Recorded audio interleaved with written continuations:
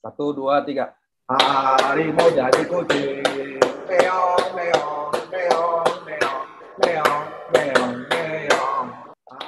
Ini apa nih? Kenapa gue nyanyi? Nyanyi apaan nih? Kenapa nih nyanyi nih? Kita harus nyanyi tuh bro, karena kemarin ada harimau Malaya jadi kucing bro. Oh iya. Buka dulu. Ya kembali lagi bersama kami di Halftime Show bola.com bola.net bersama saya Erwin Fitriansyah dan Aryo Yosia yang pasti bukan kucing.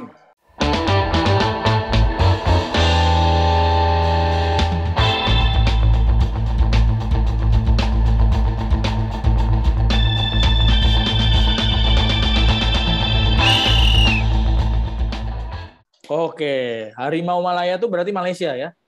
Malaysia, bos. Lu kayaknya euforia nih ya. Gue udah lama, bro. Enggak, ini ya gue memposisikan sebagai pencinta inilah ya, timnas Indonesia gitu kan. Udah lama gue nggak lihat penampilan meyakinkan kan. Di masa pandemi juga kan ketika diuji coba, kualifikasi Piala Dunia dan Asia gitu kan. Performnya kan on off lah ya, turun naik gitu kan. Kemarin lawan Malaysia tuh gue baru bilang, ini penampilan terbaik timnas dalam interval setelah 2016 gue nonton terakhir waktu lolos ke final Piala AFF. Khususnya waktu lawan Malaysia, khususnya kalau lawan Malaysia, terakhir kita lawan Malaysia itu kan sempat di GBK itu yang kita kalah 2-3 itu. Kalah, itu kan pahit bener sih itu ya. Semprot.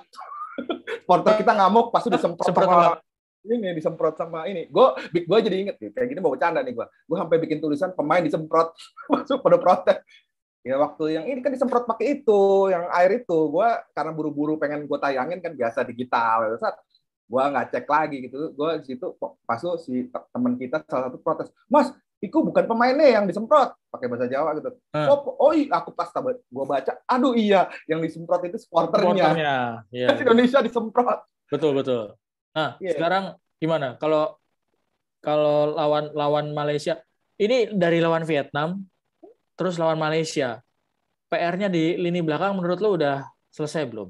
Belum sih bro. Kenapa gue bilang begitu? Kemarin kembali kita kebobolan kan dalam 4 pertandingan ya. Penyisian kita itu cuma sekali clean sheet lawan Vietnam. Kemarin kebobolan lagi. Dan kalau ngeliat kecenderungan Sintayong itu selalu berganti back di 45 menit setelah pertama kan, dia selalu ganti back tuh. Dia nunjukin bahwa sebenarnya dia sendiri juga belum terlalu ajak dengan pilihan back. Walaupun kalau gue lihat juga pergantian back, gue ngeliat gini kan, ya fisik. Gue ngeliat ke situ kan, bahwa Sintayong nggak terlalu pede dengan fisik back-backnya dia gitu kan, apalagi menghadapi permainan cepat gitu kan. Kemarin agak bagot kan, main babak kedua kan. Akhirnya sih gini aja, kalau menurut gue gini, udahlah nggak apa-apa lah kebobolan, asal kita bisa ngegolin lebih banyak kayak dibandingin iya. Betul. Kalau ngomong produktivitas kita paling lo kayak ini ya, lo kayak Upin Ipin lo ya. Betul. Itu Upin Ipin sering itu kan. Betul gitu.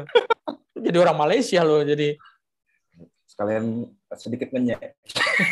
Habis dia sebelum pertandingan sampai saling ngomong, pelatih Malaysia juga bacotnya gede. Begitu udah kelar pertandingan gitu kan, gue nonton wawancara pasca pertandingan, dia minta dimaklumi karena ya kita membuat tim ya, lo persiapan nggak matang, ya lo Indonesia juga nggak matang kali. Alasannya ada aja kan dia. Alasannya ada aja. Ya kan? Timnya setengah mateng gitu kan, kayak telur aja udah setengah mateng. Terus banyak yang kena COVID juga kan dia gitu ya. Kalau ngomong kayak gitu kan situasi sama, kita kompetisi nggak jalan, dia masih jalan gitu kan. Ya lebih parah kita kan gitu. Artinya semua ada plus minusnya lah. Ya kembali lagi bro, soal yang tadi kita ngomongin ini asal tajam. Bener sih, Indonesia tuh sekarang unik juga nih, kebobolan terus, cuma satu laga nggak kebobolan, tapi bikin golnya banyak mulu. Kecuali lawan Vietnam ya, lebihnya gitu kan, artinya bikin selalu 4 gol gitu kan. Ya apa namanya, ya menurut gua itu bagus sih. Dan akhirnya gini sih, Indonesia nggak kebobolan itu justru ketika lawan Vietnam, tim yang bisa dibilang paling solid, betul. Ya, paling bagus, timnya paling bagus ya di beberapa tahun belakangan ini di Asia Tenggara, ini tim paling bagus. Bahkan Thailand juga belum tentu bisa menang kan lawan Vietnam. Tapi justru Indonesia nggak kebobolan di situ. Hanya saja memang waktu lawan Vietnam kan kita main bertahan. Dan yang perlu diingat adalah main bertahan itu juga merupakan sebuah strategi. Ya kan? Nah nih, gue nih ada menarik. Bertahan itu adalah sebuah seni gitu kan ya. Kayak tim favorit gue Italia. Nerazzurri bukan Nerazzurri ya? Azuri.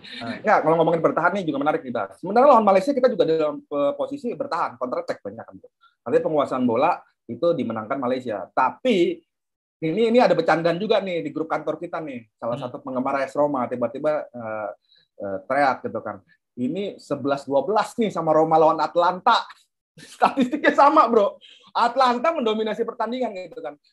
Tapi dari sisi peluang emas malah banyakkan tim yang bertahan. Indonesia kan model gitu kan. Yeah. Dia kemarin sampai komentator yang asing yang kita tonton di video tuh kan sempat ngomong gitu kan. Indonesia nih secara ini bertahan, tetapi tembakan yang terarah ke gawang lebih banyak, peluang emas lebih banyak. Sementara Malaysia tuh dibilang dia nyerang, tapi setiap mau masuk area kotak penalti, praktis dia cuma mengandalkan sayap kiri aja tuh.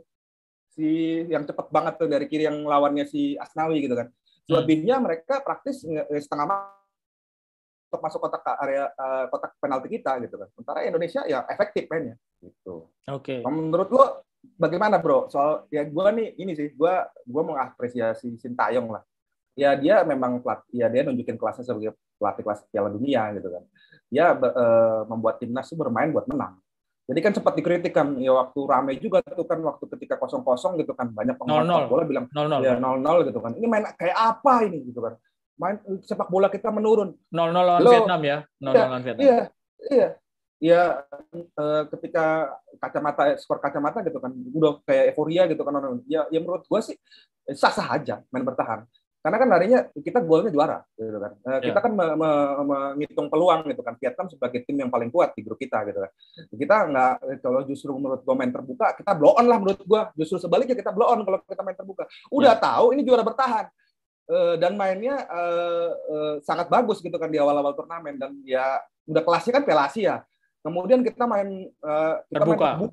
Selesai gue bilang. Tapi kemarin main kayak gitu kan kelihatan tuh si pelatihnya Vietnam kesel gedek. Jadi bancengan tuh sama netizen. Tapi emang ini beda karakter yang lucu nih.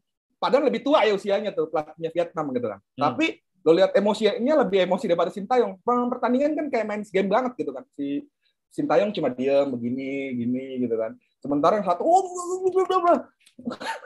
dan ngeheknya Sintayong. Itu bahasa apa itu? Hah? Bahasa apa itu? Bahasanya dia lah yang pakai batangan-batangan gitu.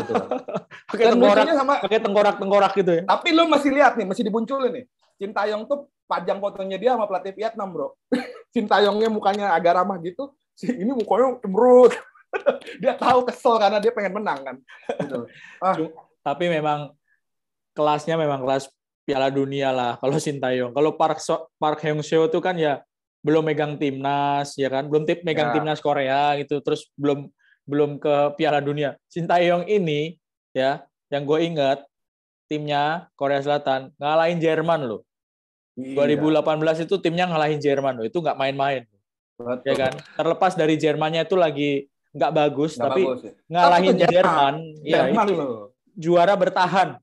Waktu itu Jerman juara bertahan Piala Dunia, ya kan? Habis menang di Brasil, main lagi di 2018, kan juara bertahan, dikalahin sama Sintayong. Artinya gini sih, memang kayak pengalaman ya. Waktu lawan Kamboja kayak apa, waktu lawan Laos kayak apa, waktu lawan Vietnam, itu kan selalu berubah tuh taktiknya. Pemain-pemainnya juga berubah. Lo nge-freeze nggak sih ini? Sempat. Ngaku dosa. Ya, pemainnya itu digonta-ganti gitu. Evan Dimas jadi kapten kan nggak selalu starter, disesuaikan dengan kebutuhan tim gitu kan. Iya, dia ngelihat Evan Dimas sudah gampang di-tag kan. Orang selalu berpikir semua ofensif permainan Indonesia itu berawal dari Evan Dimas. Ketika orang berpikir seperti itu, dia berpikir pakai logika terbalik. Dan nih gue tuh kemarin kan sempat dengar wawancaranya dia pasca laga ya, Bro. Dia ngomong gini kan. Waktu kalah dia bilang gini, ini tuh buat saya bangga banget hari ini kita menang 4-1 karena mengingatkan saya di 2017. Waktu itu dia ketemu musuh bebuyutannya juga tuh kelasnya di Asia, Jepang.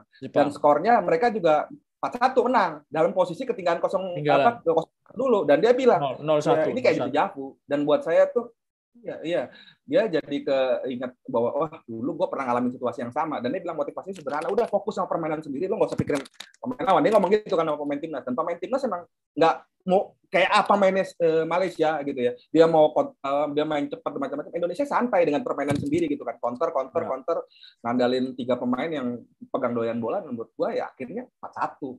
Nah, jadi, ini masuk soal mental bermain ya, masuknya ke segmen kedua. Kita lanjut lagi ya ke segmen kedua.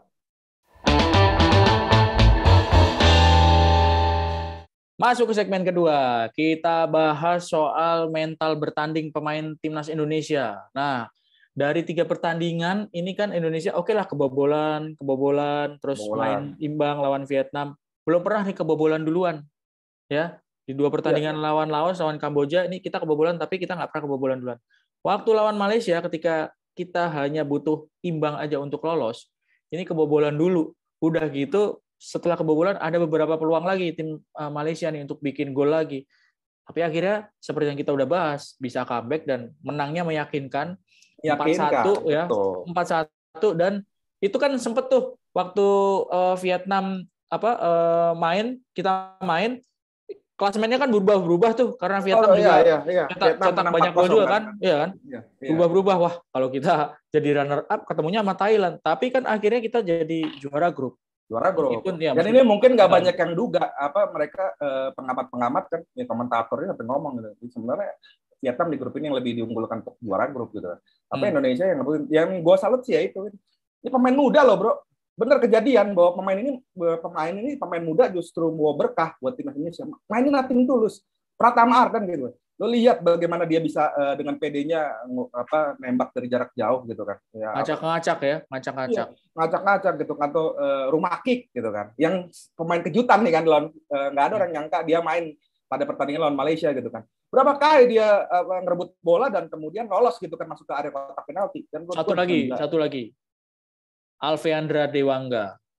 Oh, kelas tuh. Back tengah. Jadi pemain-pemain muda yang dipercaya jadi starter gitu ya, terus tampil bagus, bahkan bek kiri Pratama Arhan kan akhirnya jadi man of the match, dapat handphone.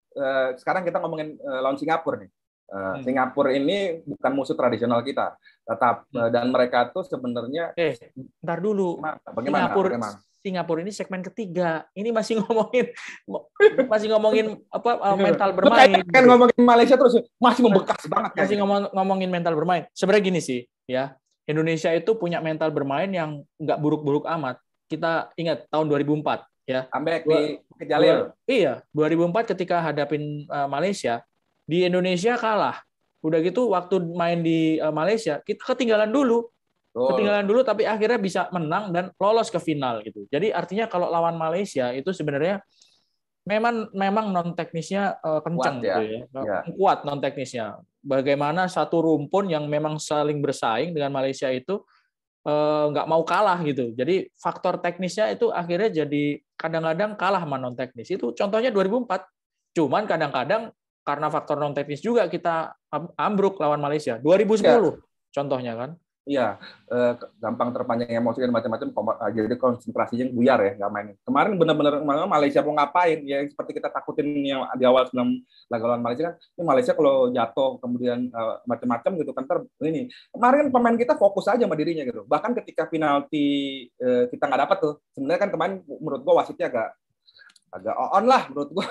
Ada 2 penalti, satu buat Malaysia, menurut gua juga harusnya penalti gitu kan. Satunya lagi kan sebelum kejadian yaitu pemain kita kan ada yang masuk ke kotak penalti dan kemudian harusnya penalti gitu kan. Biasanya udah ngerubutin wasit tuh, mau nyekek wasit kalau kita kan ketakutan fokus loh. Sama sekali artinya ketika wasit sudah memutuskan ini pemain kita nggak ada tuh nama protes. Ini itu apa? Ini nggak ini. Ya nggak menunjukkan tanda tak.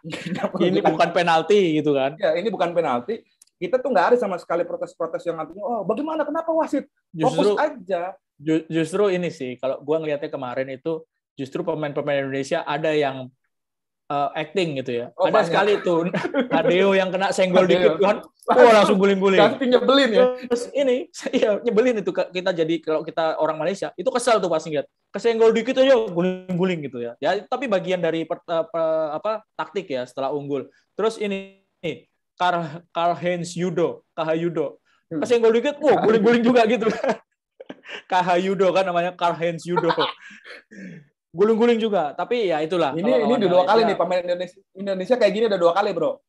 Ini 2 kali lawan Vietnam juga nyebelin. Indonesia mendadak menjadi tim yang menyebalkan, tapi ya itu bagian dari strategi. Dan sepak bola tuh sah-sah aja gitu kan. Itu dramanya gitu kan. Bagaimana sebuah tim dia tahu apa hasil yang ingin dicapai, entah draw atau dia ingin mengincar kemenangan atau udah posisi unggul, layak lah. fine-fine aja. Cuma emang kalau kita di posisi sebaliknya, keselnya minta ampun deh. Tapi menurut gue oke aja lah. Menang mah bebas.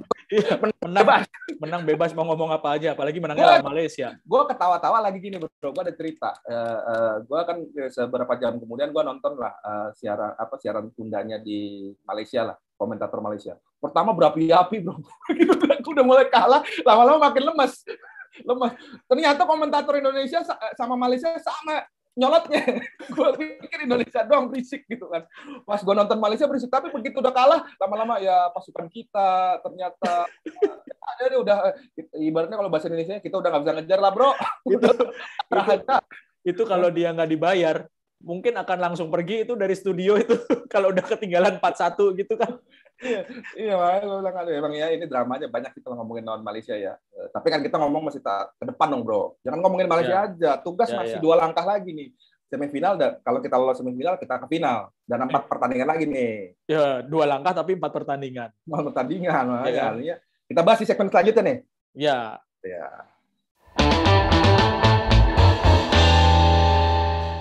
Bro, setelah menghadapi harimau, Malaysia, ya. Sekarang kita ngadepin singa. Jadi serem banget masuk keluar lubang macan ketemu mulut singa gitu kan. Kalau misalnya lolos dari singa, kita bisa ketemu gajah atau Vietnam apa nih Vietnam? Binatang juga nggak nih Vietnam? Paman ho. Ketemu orang ya, bukan ketemu binatang ya. Ini menurut gua ini pertandingan bakal seru nih. Kita nih ngadepin lawan yang secara tradisional sebenarnya bukan musuh bebuyutan Indonesia, tetapi yang nyebelin mereka spesialis juara. Ya menurut gua sih secara pribadi bersyukur ngelawatin kita ngadepin Singapura. Bukan berarti gue meremehkan kekuatan Singapura, tapi gue berhitung bahwa Thailand itu selalu jadi momok kita di laga-laga krusial Piala AFF gitu kan. Sebenarnya mereka selain udah juara juga, Thailand tuh selalu bisa mengendalikan pikiran kita gitu. Kayaknya gini loh, kalau lawan Thailand tuh gini loh, belum main aja pemainnya dulu nih ya, belum main aja pemainnya udah, aduh Thailand nih, gimana nih lawan Thailand nih, bisa menang apa enggak nih? Dan akhirnya kalah gitu. Tahun 2002 kita main di GBK loh. Iya kan? Betul. Final main di GBK lawan Thailand. Penontonnya udah bejubel gitu kan. Kalah lagi lawan Thailand. Iya, makanya. Kan ngeselin. Nah, kita lawan Singapura dulu. Makanya sebenarnya gini, kita oke lah udah ngelewatin Malaysia. Sekarang masuk ke semifinal dengan permainan yang wah luar biasa keren gitu kan. Cuman gue secara pribadi, gue nggak mau itu senang duluan. Karena apa? Lawan-lawan berikutnya itu kan Singapura ya. Oke lah Singapura mungkin nggak sekuat waktu masih ada Itimi Dixon, waktu masih ada Along, Noh Alamsyah ya kan, waktu masih ada M. Ridwan, kipernya Lionel Lewis, terus di belakangnya ada Precious M.U.J. Raye gitu kan. Oke, Indra Shah dan Daud. Oke, udah nggak ada pemain-pemain seperti itu. Yang pemain naturalisasinya juga udah bukan pemain-pemain yang wah banget itu. Cuman Singapura ini tetap, kalau menurut gue tetap jadi tim yang bisa jadi batu sandungan.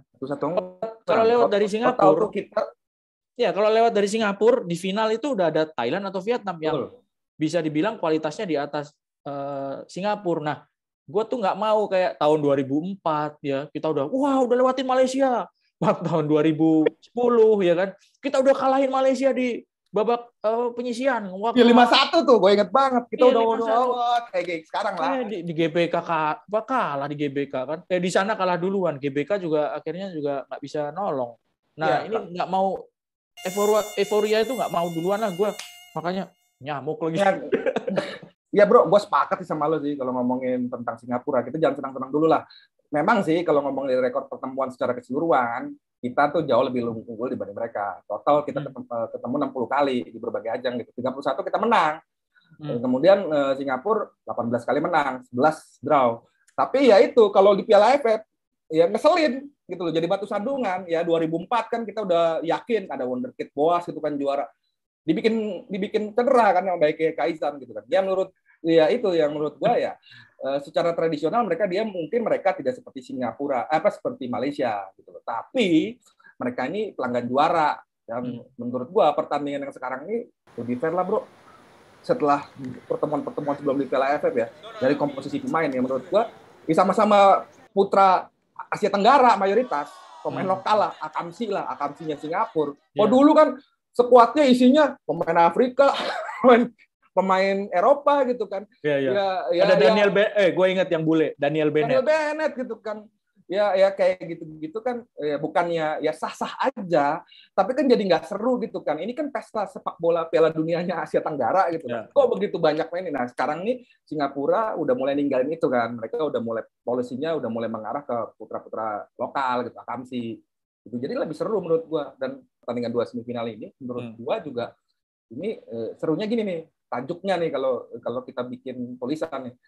Ini kayak Garuda Muda lawan Singa tua, bro. Karena Singapura ya ada beberapa pemain mudanya dia gitu kan. Tapi ya mereka tuh skuadnya cukup senior. Kipernya aja masih kiper mereka yang lama gitu kan. Hasan Suni yang umurnya 37 tahun, bro. Gitu kan. Kemudian juga ada beberapa Malaysia juga ada beberapa yang tua loh. Itu Badrol Bakhtiar kemarin kan. Wah, Badrol ya, kita udah lama ngeliat Badrol. Kipernya juga kan, Khairul Fahmi Cemat itu kan juga yang ngeselin itu kan. Makanya, artinya Oke, balik lagi ke Singapura. Ya makanya kalau gue lihat itu sebenarnya peluang tuh. Ya oke, mereka secara ini matang jam terbang ya. Tapi kan lagi-lagi kalau lawan darah muda gitu kan, ya menurut gue nih ya ini peluang buat kita gitu kan. Kecepatan, fisik dan stamina. Kalau kita ngomongin Piala AFF kan jadwalnya lo tahu sendiri. Menyambung menjadi satu, nggak selesai gitu kan. Pemain tuh nggak dikasih libur loh, timnas. Nih gue ngobrol sama official timnas gitu. Sama sekali dari hari pertama tuh, dia untuk pertama kali nih timnas di Piala AFF nggak ada libur. 1 hari pun. Biasanya udah menang lawan Malaysia tuh langsung libur gitu. Biasanya ya. Kalau kita istirahat dulu, nggak ada libur bro. Sintayong nih edan. Cuman gini sih, gue setelah ngelihat dari pertandingan pertama sampai lawan Malaysia ya, jelang semifinal akhirnya ya. Ini semua pemain itu akhirnya jadi kondisinya starter sama cadangan itu nggak ada bedanya gitu. Tergantung siapa aja gitu yang mau dimainin, tinggal ditukar-tukar aja gitu tanpa ada kekhawatiran bahwa atur ya. Iya, kayak kalau misalnya si A nggak main, ntar jadi begini timnya. Enggak gitu. Akhirnya jadi sesuai kebutuhan aja. Itu tadi contohnya. Nggak ada si Ezra yang main Karl-Heinz Yudo gitu sama Dedik gitu, kita bisa menang, ya kan? Nggak ada Evan Dimas jadi starter, kita juga masih bisa menang lawan Malaysia. Lawan Vietnam kita 0-0.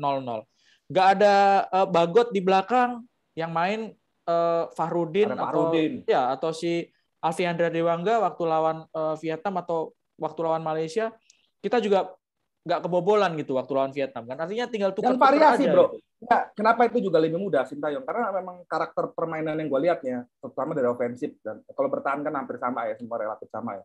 Ofensifnya ini memang karakternya beda-beda gitu. Rumaki kemarin kan, ya gue agak terkejut gitu menurut. Tapi ternyata gue tahu ternyata berguna memang ketika dia ini pemain yang sering ngegangguin pemain belakang Malaysia gitu kan. Karena pemain Malaysia ini ternyata doyan bikin blunder gitu kan. Pegang bola gini, tak dia. Ya nggak kebayang gitu kan bahwa siapa sih Rumaki. Tahun lalu kan kita ya dia sendiri kan di Persipura juga masih baru. Orang ngeluh-ngeluhin Boas gitu kan, masih dengan profesi dengan Boas. Tapi ada putra daerah dari sana yang gila juga gitu kan. Sama satu lagi kalau ngomongin pemain-pemain Papua, Ricky Kambuaya. Ricky Kambuaya ini iseng, dalam tanda kutip iseng, dan akhirnya bikin lawan main keras.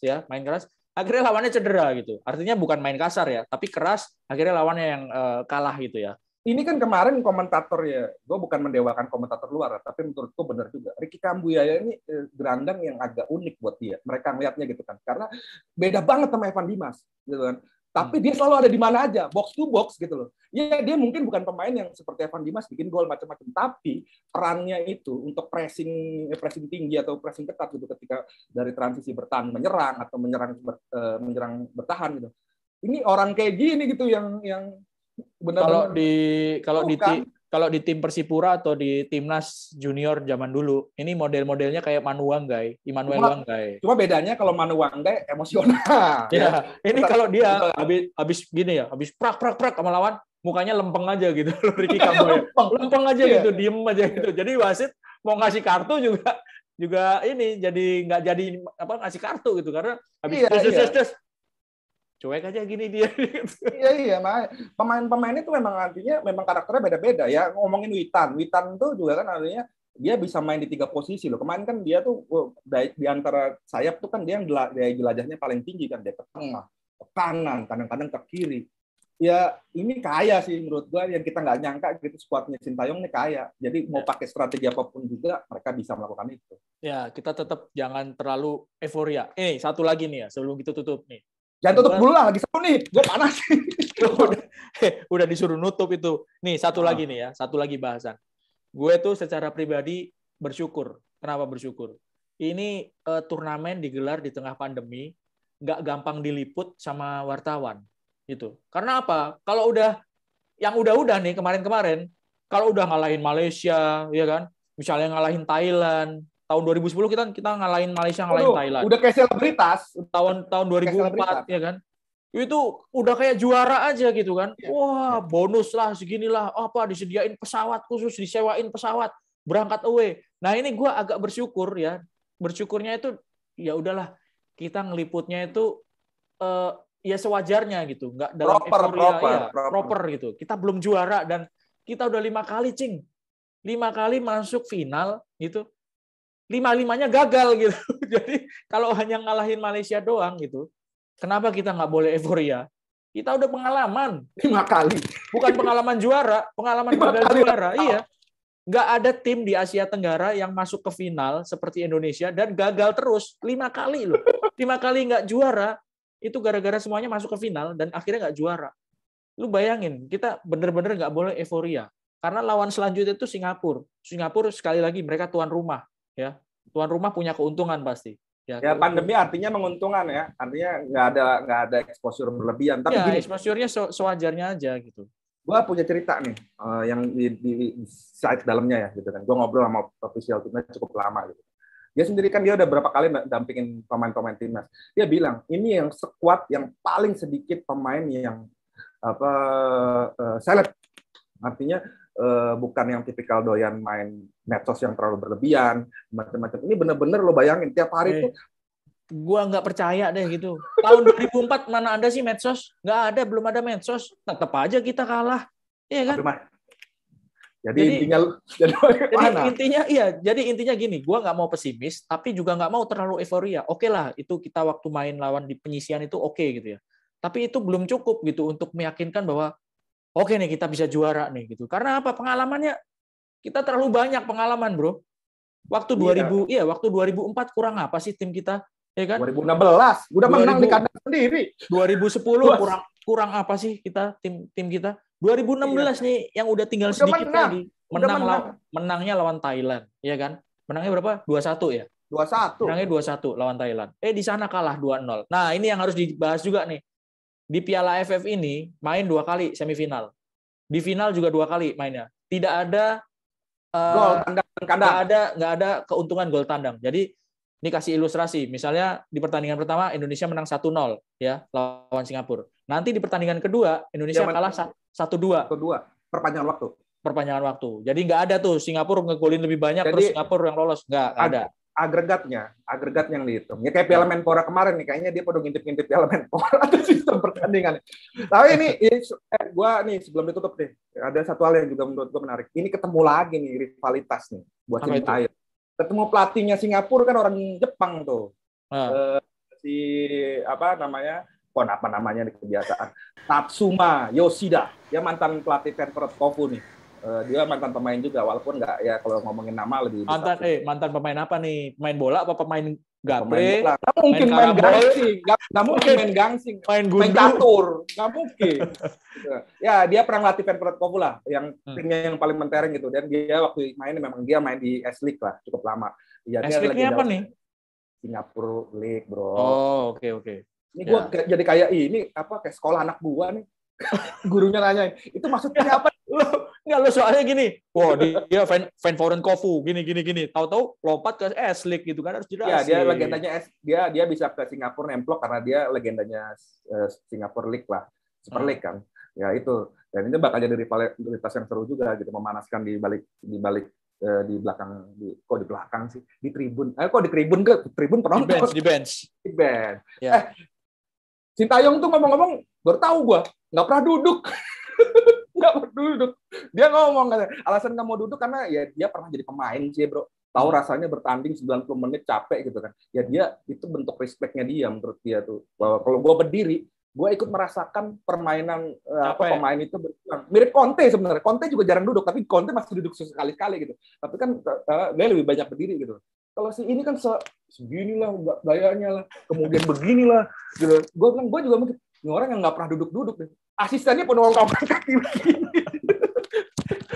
Kalau asistennya pada berdiri semua, baris berbaris dong. Nova Arianto kali nggak enak juga di bos barunya nih. Wah, kalau bos barunya berdiri mulu. Tapi dia cerita bahwa itu bagian respect itu ya. Menurut gua nggak heran sih pemain timnas tuh benar-benar nurut apa maunya Sintayong. Ini kan kayak benar-benar nggak ada riak-riak ya bahwa ini pemain apa yang Sintayong mau macam-macam kan diturutin semua sama pemain kan. Oh lu main bertahan, semua main bertahannya solid. Sekarang main counter attack seperti yang dia mau gitu loh. Jadi menurut gue ya moga-moga lah ya. Gue juga frustrasi nih udah 5 kali. Dan nggak ada pemain yang benar-benar punya jaminan tempat di tim inti sih, ya kan. Semuanya sama gitu. Lu kapten, kalau misalnya lu nggak masuk dalam strategi, bukannya lu disingkirkan, enggak, lu disimpan untuk babak kedua. Contohnya Evan Dimas, ya kan gitu kan. Oke lah, gitu aja. Ya, kan? Apa? Ya, bikin asis kemana Evan Dimas. Walaupun iya. bikin asis buat si Elkan Bakot dibahas sampai media Inggris tuh. Betul. Mantap ya. Ya udahlah. Ya udah. Kita lawan Singapura 2 kali. Setelah itu kita akan ngobrol lagi. Mudah-mudahan sih lolos ya. Langsung lah ya. Ke final. Langsung ketemu lah. Moga-moga ya kalau ke final kita langsung ketemu deh. Ya. Zoom-zooman gini. Betul. Ya. Sampai di sini jangan lupa untuk tetap baca beritanya di bola.com, bola.net, dan liputan6.com. Ya, tetap jaga kesehatan, jaga protokol kesehatan. Jangan lupa kita masih dalam masa pandemi. Semoga kita sehat. Kita ketemu lagi setelah menghadapi Singapura. Mudah-mudahan menang. Saya Edwin Fitriansyah dan Ariel Yosia. Indonesia. Tepuk tangannya bener dong. Indonesia. Nah, oke. Sampai ketemu lagi.